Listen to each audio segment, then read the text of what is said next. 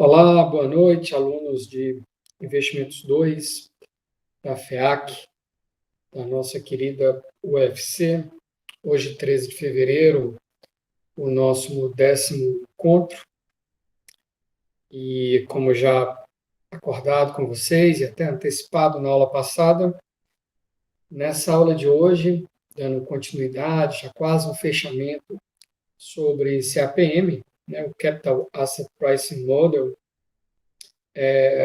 O nosso objetivo é tão somente apresentar artigos para vocês e dissertações, artigos esses feitos aqui no próprio CAEM, que é o nosso doutorado em economia da UFC, aqui também na FEAC, né, claro, trabalhos aplicados ao Brasil, realizados aí nessa última década, todos três, na realidade, que eu vou apresentar hoje para vocês, são frutos de dissertações do mestrado profissional.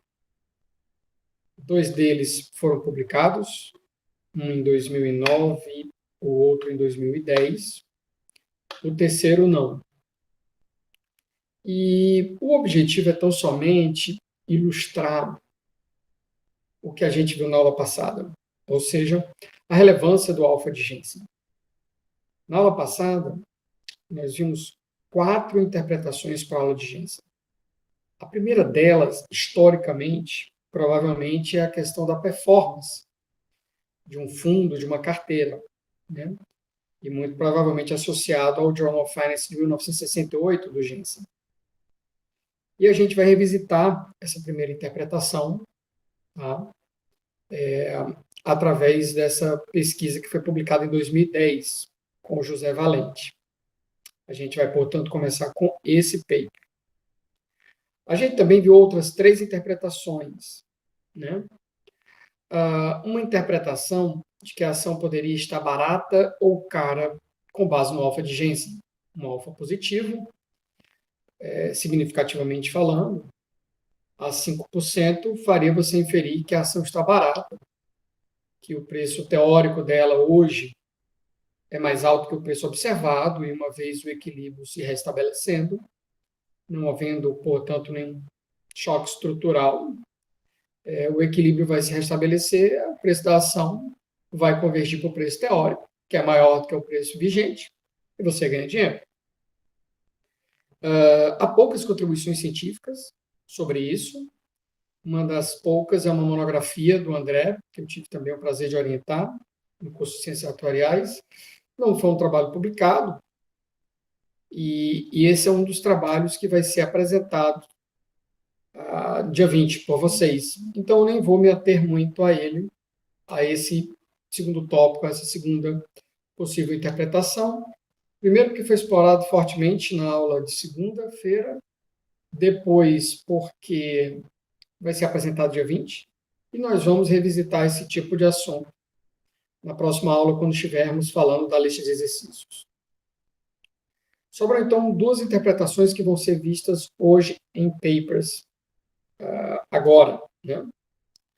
Uma terceira interpretação, que seria a questão da violação do CAPM, quando você começa a observar alfas significativos, positivos ou negativos, com um certo padrão em comum, alguma característica em comum que consegue contextualizar e explicar por que aqueles alfas não são nulos para empresas de um mesmo setor, ou que tem algum múltiplo contábil com um padrão em comum, ou mesmo não há um padrão em comum entre as empresas, que você conseguiu identificar, porém, você consegue perceber que as empresas que têm alfa positivo são sempre as mesmas.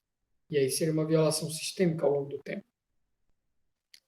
A gente vai ver um paper sobre isso aqui, que foi com o Alan, que eu tive também a honra de orientar, foi publicado em 2009, minha primeira publicação. E a quarta interpretação, que é o comportamento de ações em períodos extremos. E aí é preciso uma ressalva, porque como são modelos de equilíbrio, todos os modelos de asset pricing que vamos ver são modelos que prevêem equilíbrio. Períodos extremos não são exatamente períodos de equilíbrio. Então, é necessária uma ressalva nessa interpretação, mas acreditando, de qualquer forma, no uso do modelo para esse tipo de período, com muita cautela, claro, a gente consegue identificar aí para essa crise que houve em 2007, 2008, né, aplicado para o caso de empresas de construção civil, a gente consegue, nessa dissertação, que eu também tive o prazer de orientar do Fernando, a gente consegue identificar que construtoras tiveram uma performance melhor do que teoricamente deveriam ter tido, ou pior, antes da crise, durante a crise e depois da crise. Desculpa. Então, essas serão as 3 contribuições que vamos ver hoje, associada a cada uma interpretação, ficando aí a interpretação associada a uma ação cara ou barata, vinculada, como eu já falei, à monografia do André, que vai ser apresentada por um de vocês agora, dia 20. Né? Sem mais demoras, vou começar aqui apresentando, partilhando com vocês.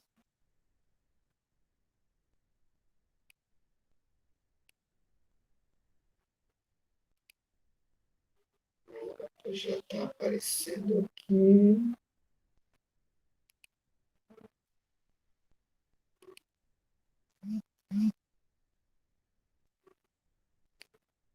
Tá. Deixa eu aumentar aqui um pouquinho, né?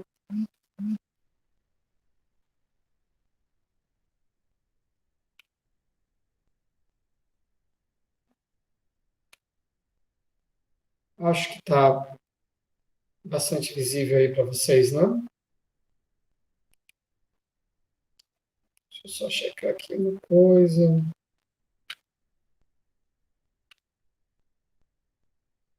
Só um minutinho.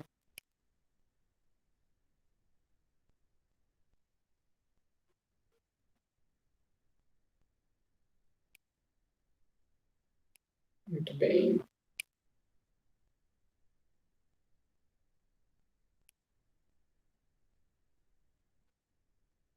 Acho que tá razoável para a gente ver, né? É melhor assim. Vou voltar para esse rádio.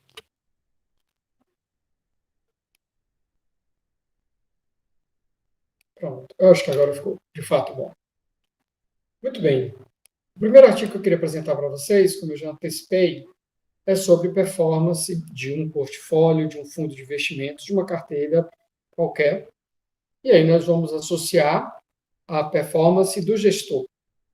Como eu havia antecipado, o paper do Jensen de 68, ele é muito citado pelo pioneirismo, pela inovação e por uma sacada que diz o seguinte: até então as pessoas costumavam avaliar fundos de investimentos através de métricas de performance e risco-retorno, como, por exemplo, o índice de Sharpe. E isso permitia muito mais uma comparação, uma métrica relativa do que absoluta. Era difícil você olhar para um índice de Sharpe e dizer, esse fundo é bem gerido. Não.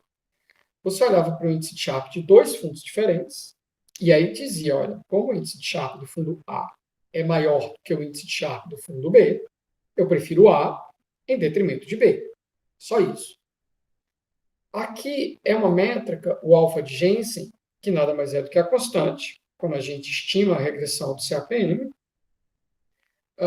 a gente entendeu na aula passada por que essa constante, que é o diferencial entre o retorno esperado observado e o retorno esperado teórico previsto pelo modelo. Então, um alfa positivo significa que, na prática, foi observado um retorno esperado maior do que o previsto teoricamente pelo modelo, o que está associado ao risco incorrido pelo investidor. Então, em resumo, um alfa positivo, estatisticamente falando, significa que o gestor pode prover ao seu fundo, à sua carteira, ao seu portfólio, um retorno esperado maior que o associado ao risco, né, previsto. Tá? Então, assim, em outras palavras, para aquele nível de risco, o retorno esperado teórico era esse, com alfa estatisticamente positivo, o retorno esperado obtido foi maior. Né? Então, você está dando um ganho maior que o previsto para aquele nível de risco. Eu prefiro essa interpretação do que a interpretação de que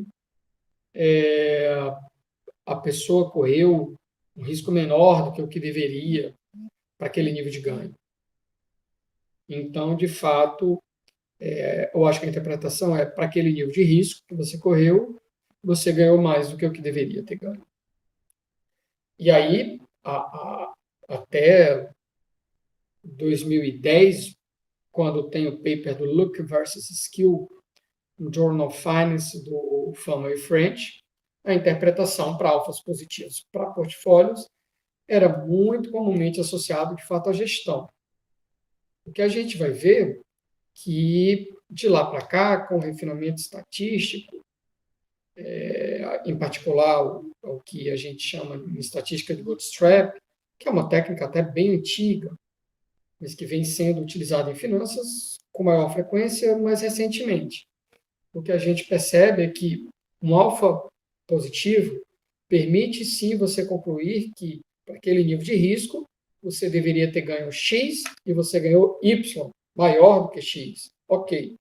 Até que ponto isso é fruto, consequência direta da habilidade do gestor ou de um componente aleatório, lê-se sorte, aí só via bootstrap, ou via algum processo que permita reamostragem e simulação.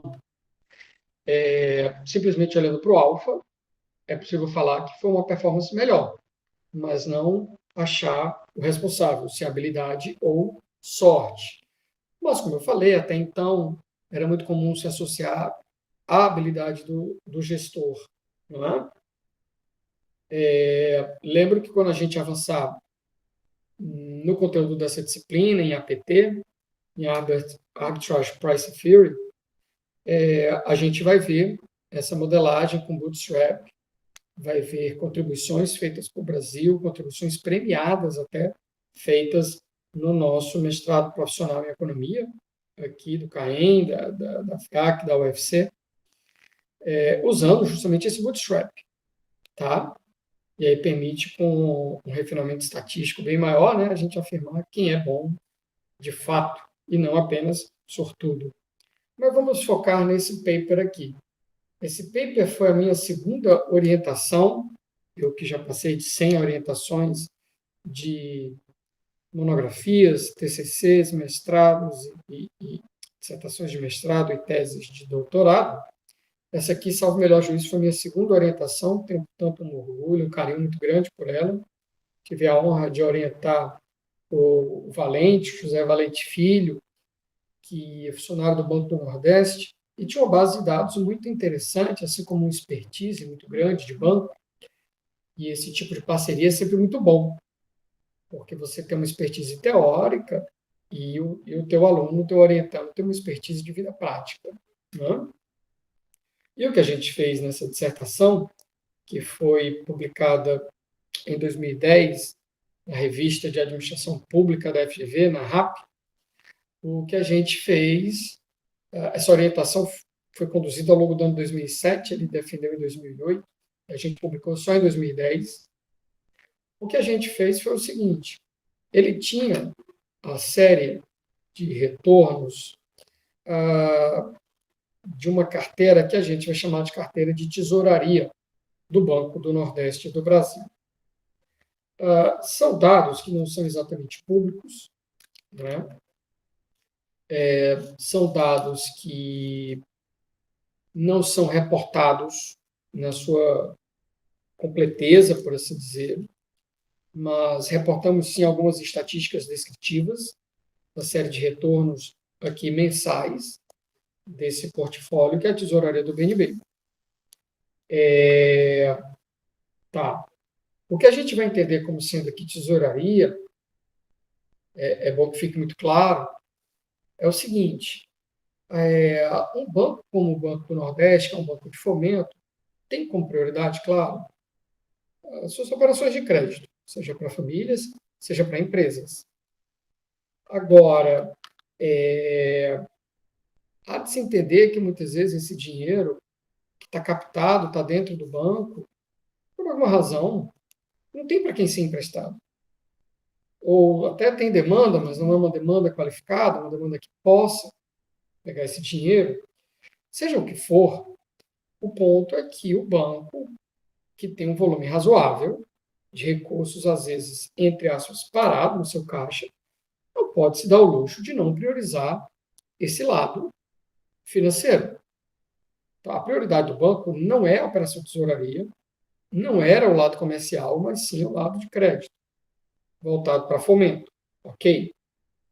Mas não se pode ser omisso. E não se levar em consideração o fato de que, durante algum tempo, o banco teve aí em caixa, nós estamos falando de dados que faz mais de uma década atrás, dados da ordem de 7 bilhões em tesouraria.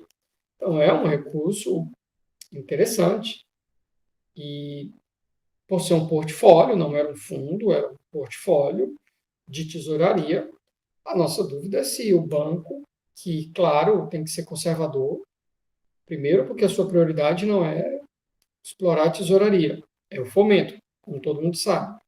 Segundo, porque, por ser um banco de fomento, desenvolvimento, ele tem uma série de restrições que ele precisa satisfazer junto a órgãos competentes aqui no Brasil, como o Banco Central, CVM, por aí vai.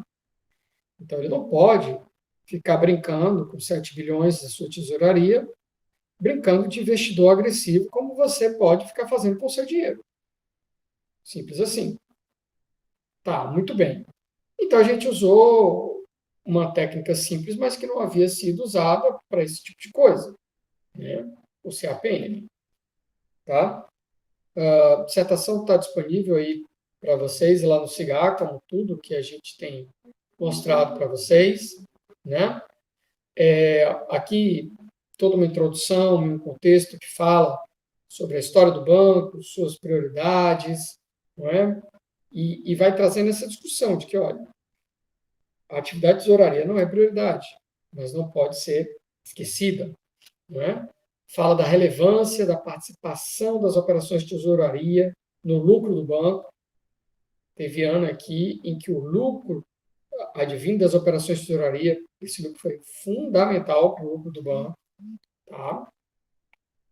E aqui eu já vou aqui mostrando, vou passar rápido sobre a história da tesouraria do banco, tá? E já vou entrando aqui nos dados propriamente dito, tá? Aqui fala de todo esse contexto que só uma pessoa do próprio banco poderia falar, né? No caso, era o Valente, tá? Valente que, salvo o melhor juízo, depois desse trabalho, mudou de área, mudou de atuação, foi promovido dentro do banco e foi fazer há pouco tempo doutorado em economia, salvo engano, em Portugal, deve estar concluindo, ou concluiu há pouco tempo, enfim, vou me atualizar sobre isso. Aqui um pouco também de contexto teórico, em termos de modelagem. Os trabalhos precisam ter isso para que eles sejam autocontidos. Eles podem até ser mais objetivos, mas é importante que o trabalho seja autocontido, né? E aí vamos para o modelo propriamente dito. Vocês vão já lembrar dessa relaçãozinha aqui, ó. Pronto, olha aqui, ó. Relação teórica do CAPM aí na tela para você, tá? Sim, usamos Ibovespa, sim, usamos poupança. Né? Não deveria ser diferente aqui. Tá? Aqui a regressão, né? Como vocês bem podem observar, tá? A regressão sobre a qual a gente tem se debruçado nos últimos dias, nas últimas aulas. Tá? Aqui um pouquinho de estatística descritiva e de dados, aqui o exercício empírico propriamente dito. Tá? Newest, todas as estimações, ou seja, a significância de alfas e betas não estão comprometidos pelo fato de que as variáveis aleatórias em questão são financeiras e comumente têm autocorrelação e heterossedasticidade. Né?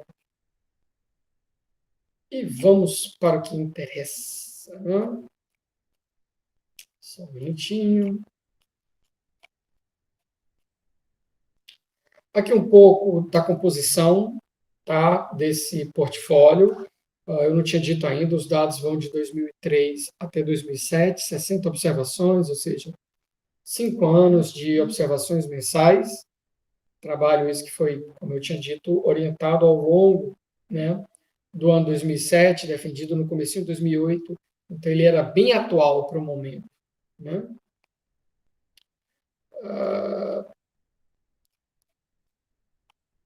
Aqui um pouco de estatística descritiva, né, sobre os dados em questão, e aqui vamos para o resultado da regressão.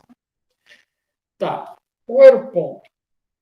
O ponto era o seguinte, Paulo, o que a gente observa nesse paper é que a composição das operações de tesouraria do BNB, elas, por ser um banco de fomento e ter que satisfazer marcos legais, como pisos e tetos, impostos, nessa composição, né?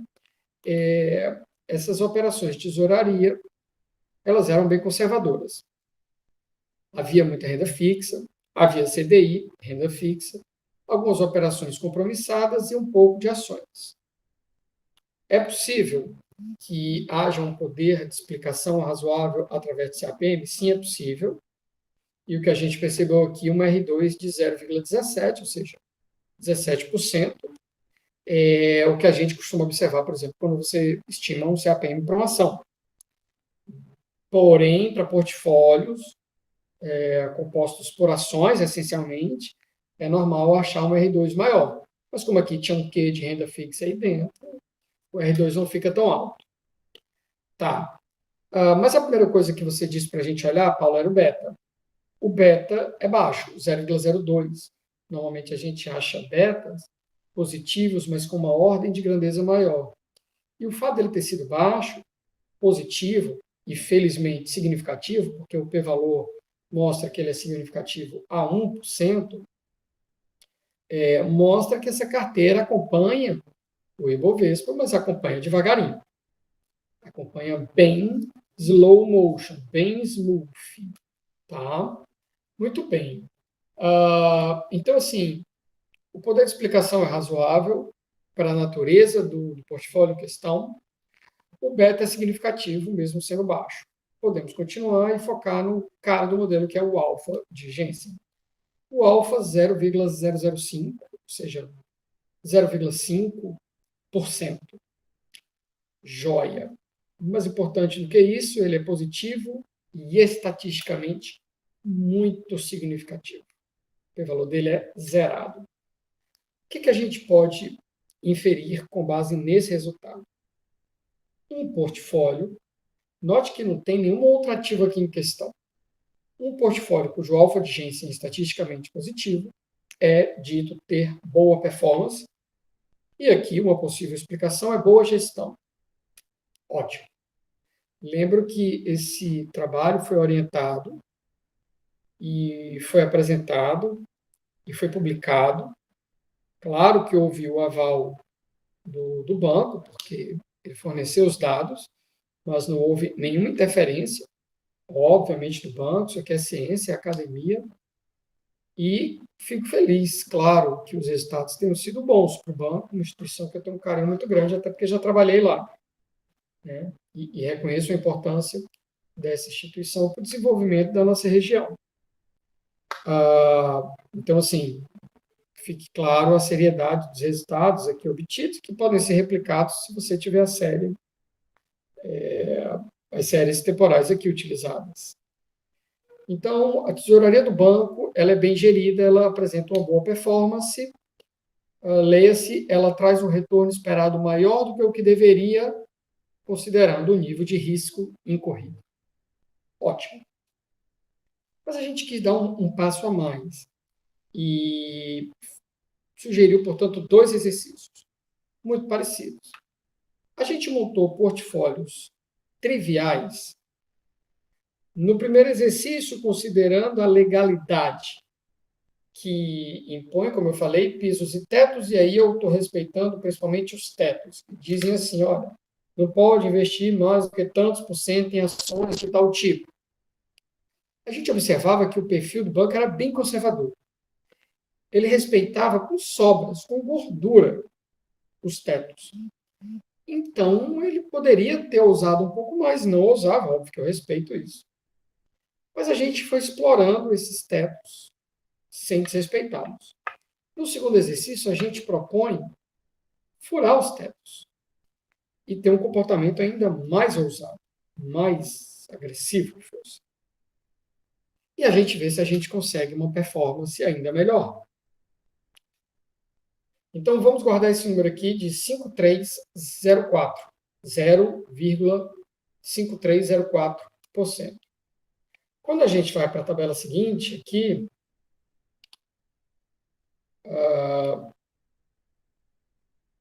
acho que não precisa minimizar, só orientar. Pronto, a gente propõe aqui, 24 portfólios, todos eles são carteiras alternativas, respeitando os limites institucionais, legais, normais, previstos para o banco. E aí, desses 24 portfólios, a gente identifica aqui no portfólio #7 o que obteve o maior alfa de Jensen. O poder de explicação do portfólio original era na casa de ponto 17, aqui ponto 18. Mas esse aqui importa, porque lembra aquele número que eu pedi para você memorizar? 5304. Aqui a gente achou 5471. Ah, Paulo, é um aumento de 0,5304% para 0,5471%. É um aumento pequeno, mas isso aqui para uma série mensal. Se você simplesmente fizer uma conta simples, multiplicar esse diferencial 0,547% para 5,304% vezes 12, você vai ter aí algo da ordem de 0,20% ao ano. 0,20% ao ano na casa de 7 bi, daí um valor, né, uma continha simples aí, acho que vai dar um valor na casa de 15 milhões de reais. O que é que isso queria dizer? Olha, mesmo sem precisar violar nenhuma restrição, o portfólio, caracterizado pelas operações de tesouraria do BNB de 2003 a 2007, um período de equilíbrio, é importante dizer, então o CAPM era recomendado. Portfólio que apresenta-se sendo bem gerido, porque apresenta-se com uma alfa de Jensen positivo, de 0,53% mensal, o que sugere aí um ganho superior a 6% ao ano, em relação ao que deveria apresentar de ganho esperado associado ao risco incorrido. Esse portfólio que já é bem gerido poderia apresentar uma performance risco-retorno controlada pelo risco ainda um pouquinho maior. Poderia, em vez de ser 0,53, poderia ser 0,547, obedecendo às restrições normativas. E isso não é desprezível, 0,20% ao ano, principalmente para um portfólio dessa magnitude que rodava na casa de 7 bi. Né?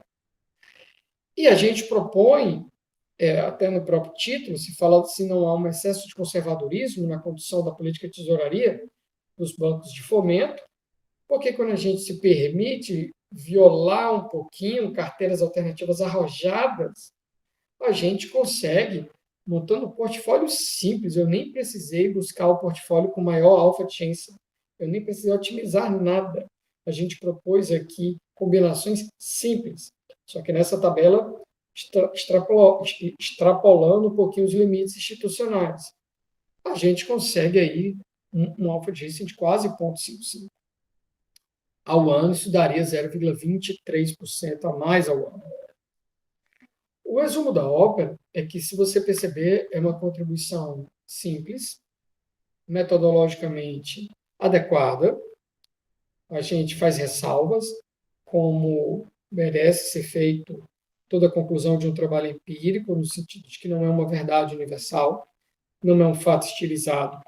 Pelo contrário, é inovador e é simples, e é um assunto pouco explorado, que precisa ser melhor estudado, mas que, com base nesse modelo para esse período, o resultado sugere que o portfólio de tesouraria do BNB 2013 a 2007 era bem gerido, apresentava boa performance, alfa positivo, e isso poderia ser ainda um pouco melhor institucionalmente, e se essas restrições conservadoras fossem flexibilizadas um pouco mais, o banco poderia até faturar um pouco mais em cima das suas operações de tesouraria.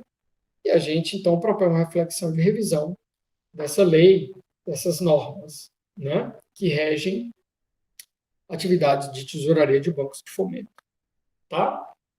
Aplicação não tão atual para a época, mas agora já um pouco defasada, mas aplicada ao Brasil, que mostra como esse modelo é interessante, pode sim, e deve ser aplicado para várias realidades.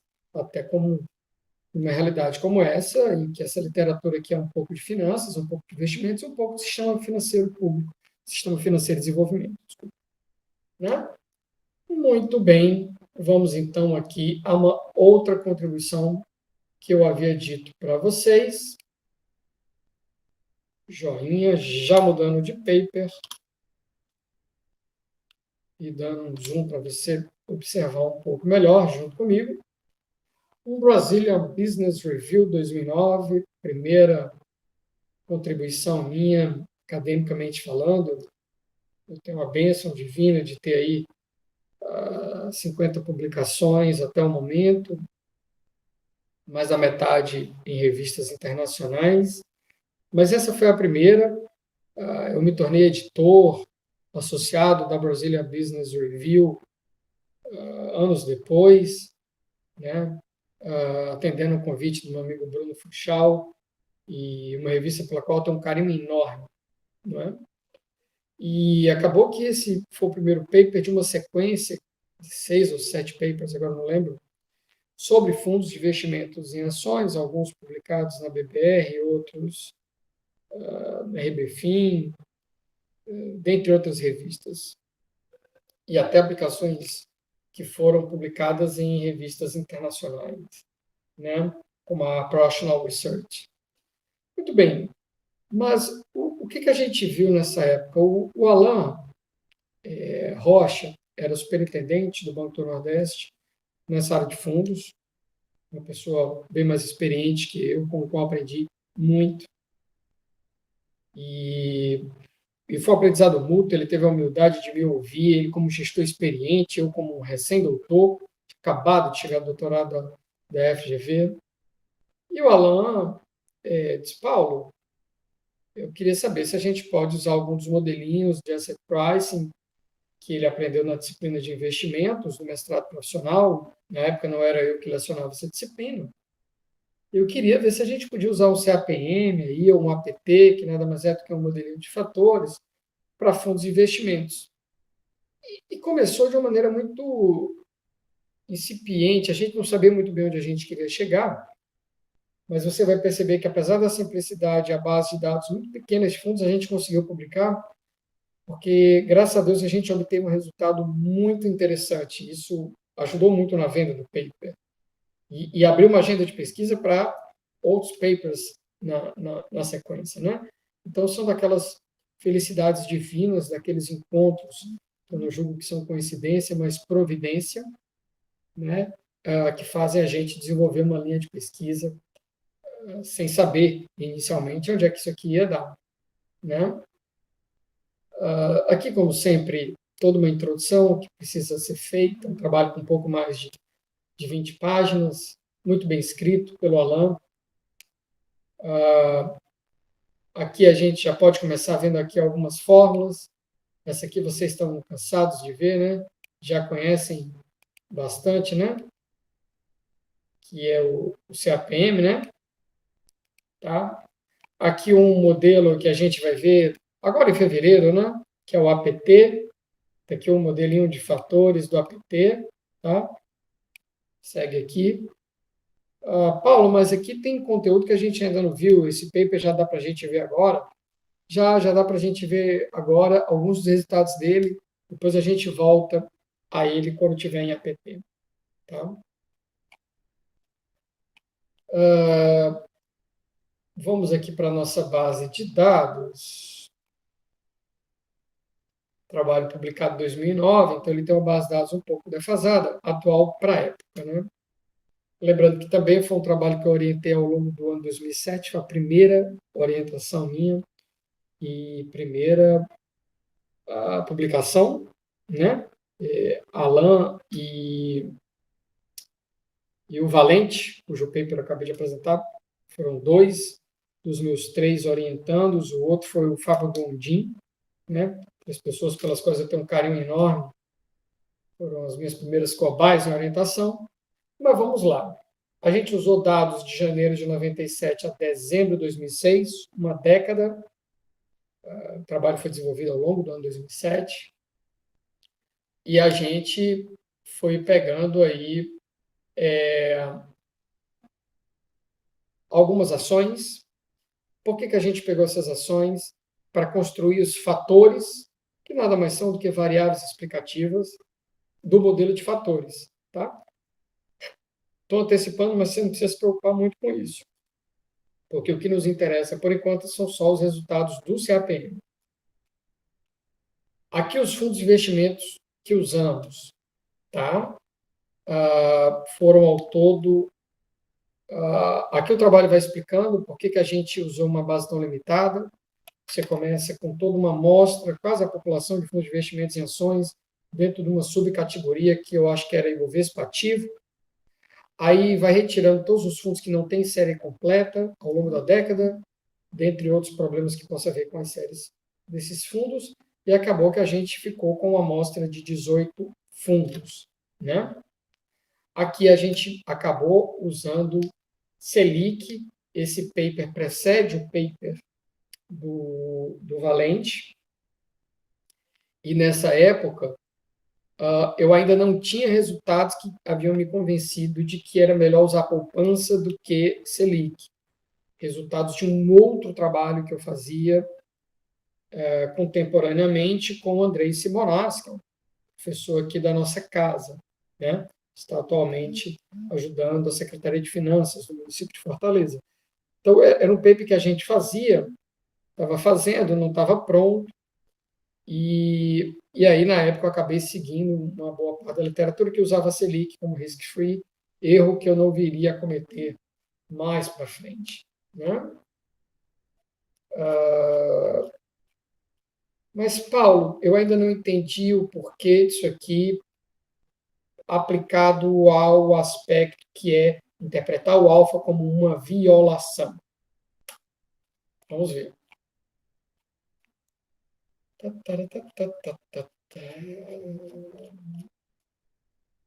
Muito bem. Eis aqui uma sacada que ajudou muito na venda desse paper. Paulo, como reportar o resultado de 18 regressões, uma para cada um dos 18 fundos? Bota em ordem alfabética os fundos. O que isso vai me agregar? Em nada. Então, já havia, desde a década de 90, na literatura desenvolvida pelo Fama e pelo French, essa sacada de ordenar fundos e portfólios numa espécie de um tabuleiro de xadrez. Aqui o que está por trás da esquerda para a direita, são fundos com maior retorno acumulado. De cima para baixo, fundos com maior patrimônio líquido.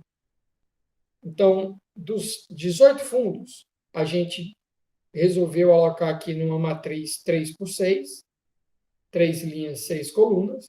Na primeira linha estão todos os fundos com menor patrimônio líquido. E o que faz com que um esteja à direita ou à esquerda do outro está da esquerda para a direita aquele que tiver maior retorno acumulado.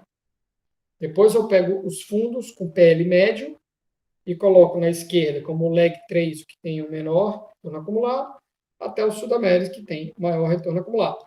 E assim faço com os últimos 6 fundos que têm maior tamanho. E aí é interessante, porque quando eu olhar alfas positivos, e eu não sei se eles existirão, eu sei porque fiz esse paper há mais de uma década, mas quando a gente pensou nisso, a gente não sabia como é que os resultados iam ficar dispostos, né? Mas aí o que, que a gente percebe? Isso aqui. Deixa eu diminuir um pouquinho o zoom. Tá? Isso aqui, aos olhos de um leigo, pode parecer que não tem muita informação, mas tem e muita. Vamos lá destrinchar isso aqui. Modelo CAPM, Cone West, significâncias às 5% ressaltadas em vermelho. O que é que a gente percebe? A primeira coisa, né, Paulo? Vamos olhar para os betas, tá? Pois não, vamos olhar para os betas. Alguma estrelinha nos betas, Paulo? Não, Paulo, nenhuma estrelinha aqui. O que é que significa? Que você pode acreditar que são todos significativos a 5% e, pelo que me dizem os p-valores, são significativos, na realidade, até a 1%. Paulo, mas eu não estou entendendo por que aqui tem 18 betas. 3 linhas, 6 colunas. Porque você tem 18 fundos que estão reportados assim. Então, se você quiser saber o que é esse beta aqui, vamos pegar esse aqui. 0.720612. Primeira linha, terceira coluna. Primeira linha, terceira coluna. É esse fundo Shahin, se é que é assim que se pronuncia. Então, aqui é uma forma de você olhar 18 estimações feitas, parâmetro por parâmetro, variável por variável. Me interessa o R2? Sim, está aqui o R2 de todos eles, oscilando aí de 0.73 a 0.97, mais ou menos, né? Mas o que nos interessa, uma vez que os betas são todos significativos, é o cara, o alfa de Jensen. Vamos a eles. Paulo, muitas estrelinhas, e a estrelinha significa parâmetro não significativo. É verdade. Mas onde não tiver estrelinha, significa que é significativo. Então, eu vou me ater aqui aos p-valores aqui. Ó. Vou dar um zoom aqui. Olha o que, é que a gente acha. Olha,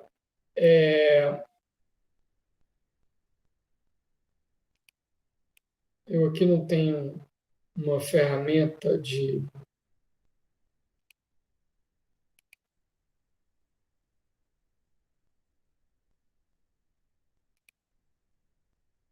não foi uma boa escolha aqui. Vamos voltar para cá. Tentei aqui uma ferramenta para editar, mas não consegui. O meu ponto é o seguinte, vai ser com o mouse então, tá? Se eu pudesse fazer um V aqui nessa matriz com 3 linhas e 6 colunas, tá? Então eu vou pegar aqui, ó, um V e a outra perna do V. Quando eu faço esse V puxando daqui de cima na esquerda até o meio embaixo e subo o V até em cima aqui na direita, tudo que estivesse aqui, ó, neste triângulo seriam fundos com a maioria deles, né, com retornos acumulados medianos. Não teriam aí retornos acumulados extremos, nem positivo, nem ruim. Nessa aba de baixo aqui, nesse triângulo pequenininho aqui, fundos com retorno baixo e a maioria deles com PL grande. Nesse triângulo aqui da direita inferior, claramente fundos com retorno elevado e PL grande. E é justamente aqui onde eu percebo que há uma concentração forte de fundos com alfa significativo, a 5%, com exceção de um deles, até a 1%. Então, de todos os fundos desse triângulo aqui, só esse aqui, linha 3, coluna 4, que teve um p-valor de 0,20. Logo, não foi significativo. Todos os demais, significativos a 5%, e com exceção desse aqui, significativos até a 1%. Então, aí, aquela história de, olha, eu tenho aqui 6 fundos com alfa significativo de uma amostra de 18. Falou um percentual alto, mas 6 fundos bem geridos, no universo de 18, poderia acontecer? Poderia. Se fossem fundos que não tivessem nada em comum entre eles, talvez a gente nem tivesse publicado, porque esse não era o objetivo prioritário do paper. Até porque, como vocês vão ver, a gente roda o modelo APT, estima o modelo APT para essa mesma amostra aqui. Mas sabe o que acontece? Acontece que, sem querer, a gente, curioso, olhava assim, Alan, 6 fundos. Será que tem alguma coisa em comum entre 6 fundos? Quando a gente reportou por retorno na horizontal, PL na vertical, a gente descobriu que fundos de investimentos em ações no Brasil para o período de 97 a 2006, né? Fundos que tinham elevados ganhos acumulados e PL altos, eles apresentavam uma violação sistêmica ao CAPM. Era uma característica de boa performance? Ok, sim, era. Mas havia algo em comum entre eles. E não é uma amostra qualquer, não é uma nuvem qualquer. A nuvem é muito clara aqui. Porque realmente eu não tenho uma ferramenta para editar aqui.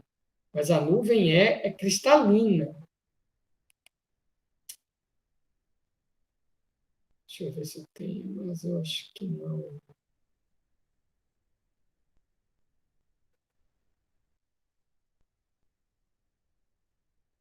Se tivesse uma caneta, uma coisa assim, seria bom. Mas, de fato, eu acho que não tenho.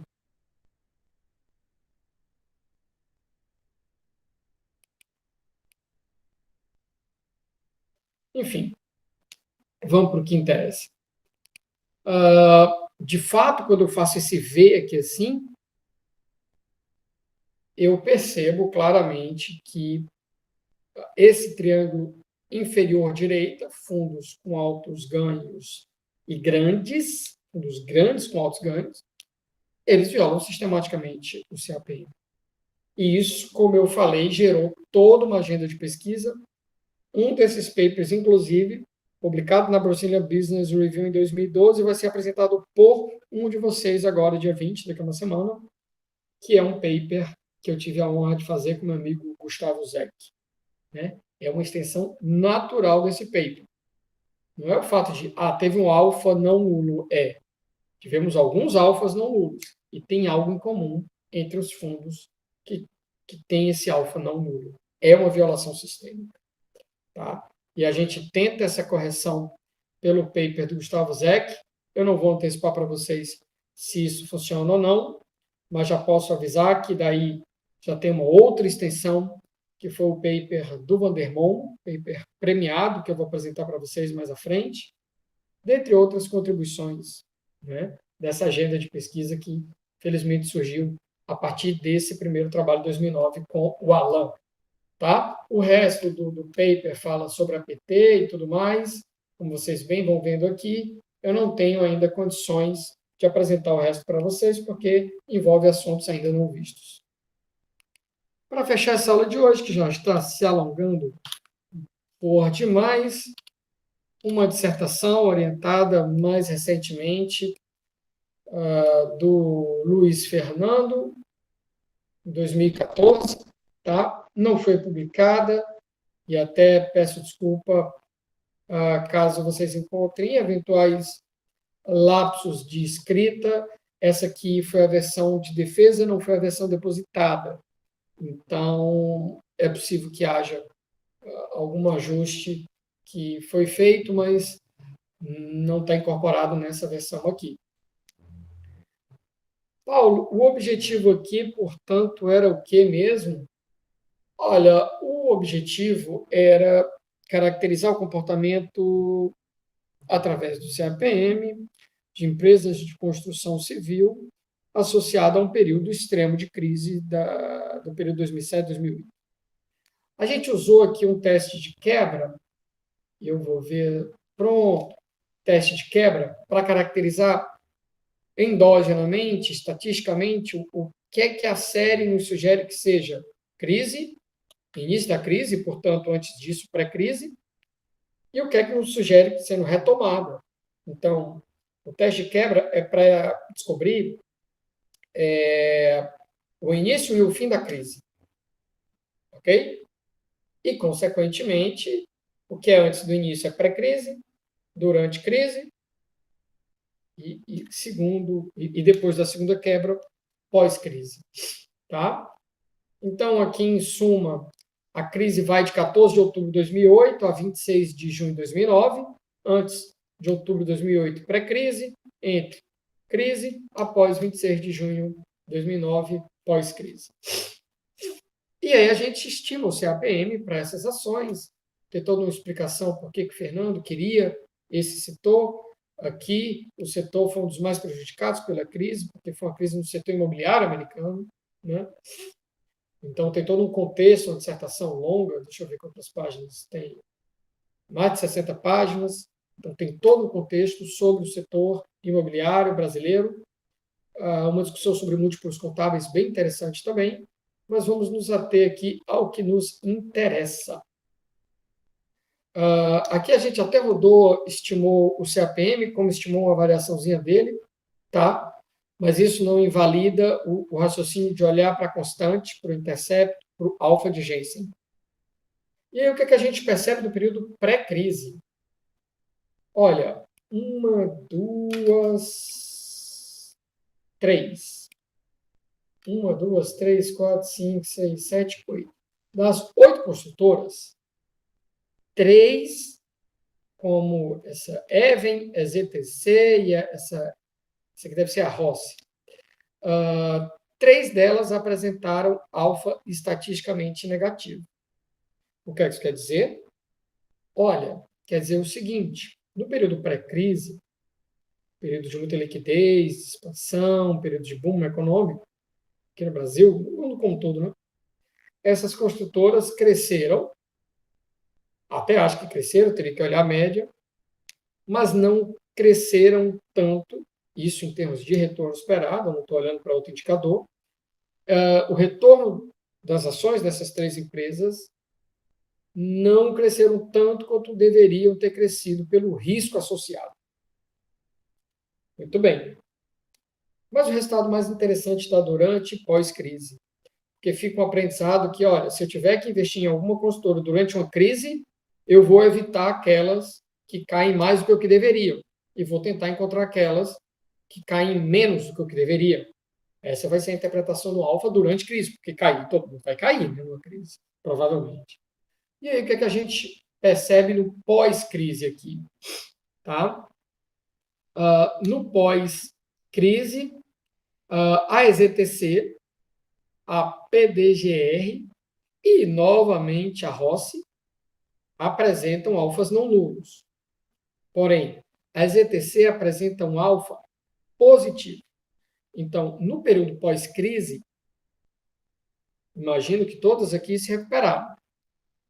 A EZTC foi a que se recuperou mais rápido, ou melhor dizendo, sendo mais preciso, a que se recuperou mais. Ela cresceu mais do que o fundamento associado ao risco incorrido previa. Enquanto isso, PDGR e Rossi, lembrando que a Rossi havia crescido menos do que o que deveria no pré-crise. E no período pós-crise, ela se recupera menos do que o que deveria. Então, assim, a Rossi, no período pré-crise e pós-crise, não parece indicado. Não é que ela não cresça, mas ela cresce menos do que o que deveria antes da crise e na recuperação pós-crise, que são períodos com uma certa estabilidade, com um certo equilíbrio. Paula, é possível estimar durante a crise? Sim, claro que é possível, mas com alguma ressalva, porque durante a crise, claramente não há equilíbrio, e esses são modelos que preveem que o mundo devesse estar em equilíbrio, né? Então, são resultados até não muito analisados. aqui, tá certo? Ele focou mais nos resultados pré-crise e pós-crise. Lembrando, sim, que você poderia estimar, já que são dados diários, você poderia estimar para o período crise, tá? É uma interpretação válida, muito específica, e aí você precisa esperar acontecer uma crise para definir o que é o pré-crise e pós-crise, para caracterizar como sendo extremo aquele período e utilizar o CAPM para esse fim, não é? Muito bem, eu vou aqui encerrando, né, nossa aula de hoje, agradecendo a atenção de vocês. Leiam esses papers, eles estão todos disponíveis no SIGA, como sempre, papers feitos para o Brasil, um deles não publicado, mas os outros dois sim, então todos aí dispõem de um rigor científico necessário. Lembrando que são conclusões empíricas, associadas ao período usado, à técnica usada, não são fatos utilizados e nem verdades universais.